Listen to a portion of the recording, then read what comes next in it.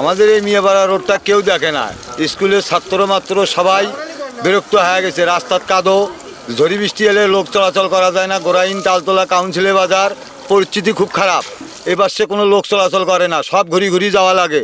আমাদের দিকে কেউ দেখতেছে না, সরকারি লোক এই পাশে চলেও না, দেখেও না, পারলে আমাদের দূরে রাখে। এই গাড়ি নিয়ে যাতায়াত করি, রাস্তা খারাপ, এবার সে গড্ডে ওবার সে গড্ডে, এইভাবেই চলাচল করা লাগতেছে।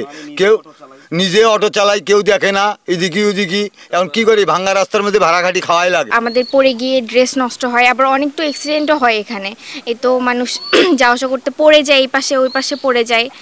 তো আমাদের এটা নিয়ে আমরা অনেক দুশ্চিন্তায় আছি, হচ্ছে এই রাস্তাটার এই রকম অবস্থা।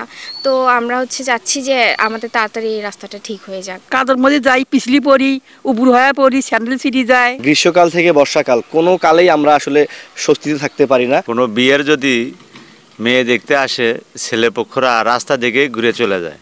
বিয়ে তো দূরের কথা, ও ওখান থেকে পালায়া যায়। গাইবান্ধা একটা জেলা শহর, আর জেলা শহরের রাস্তা এরকম হবে কখনো কল্পনাও করা যায় না। এই রাস্তাটি যদি দ্রুত পাকা করা হয় তাহলে আমাদের 4টি ইউনিয়নের মানুষের যাতায়াতের অনেক দুর্ভোগ থেকে আমরা মুক্ত পাবো। আর 5-6 বছর হলো এই রাস্তা ঠিক করছে, নদী থাকি বালু আনি দিয়ে আর নাই, হারাইছি টাকা। এখন হলো মনে কর ইস্কা গাড়ি, একটা রুগী অসুস্থ হলেও যাওয়া গাড়ি পাওয়া যায় না, কাদের মধ্যে যাওয়ার পাওয়ার নেই। একটা মানুষ হার্ট অ্যাটাক করলে, বিপদ হলে, একটা বয়স্ক লোক তো চলাফেরা করতেই পারে না। আপনারা তো রাস্তাটা দেখলেনি, বয়স্ক লোক চলার কোনো অবস্থাই নেই। আর যারা রুগী তাদেরকে নেওয়ার কোনো অবস্থা নেই।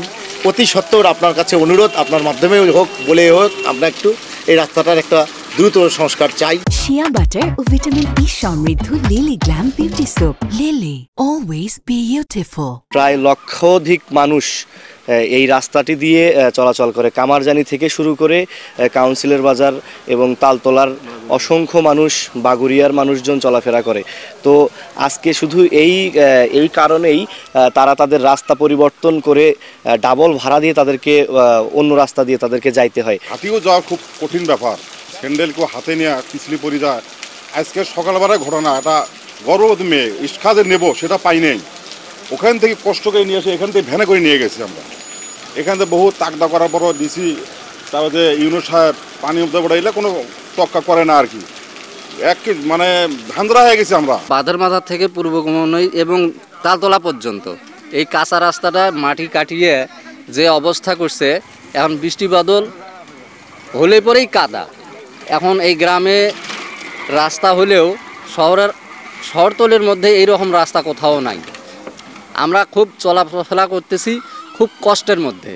তার কারণ এই যে এখন যাচ্ছি রাস্তা দিয়ে, রাস্তা কাদো পাড়েয়া শহরে যেতে হচ্ছে। কোলাটি ইউনিয়নে যারা বসবাস করে প্রতিনিয়ত তারা তো অভিযোগ করেই যে ভাই আমাদের এই রাস্তার বেহাল দশা, কিন্তু আসলে তো আমাদের করার কিছু নাই। আর বর্তমানে যাদের করার এটা এলজিডি থেকে করার কথা, এলজিডির কার্যক্রমও বর্তমানে ওভাবে পরিলক্ষিত হচ্ছে না। এটা আসলে এই 10-12 কিলোমিটার রাস্তা করতে অনেক টাকারও প্রয়োজন। তো সেই ক্ষেত্রে এখন মানুষের দুর্ভোগ হচ্ছে। আমরা আপনাদের মাধ্যমে যারা এটার সাথে সংশ্লিষ্ট তাদের কাছে দাবি জানাবো যে দ্রুততম সময়ের মধ্যে যেন রাস্তাটা সংস্কার করে এবং পাকা করে এই লক্ষ লক্ষ লোকজনের যাতায়াতের যে কষ্টটা যেন লাঘব করার জন্য চেষ্টা করে।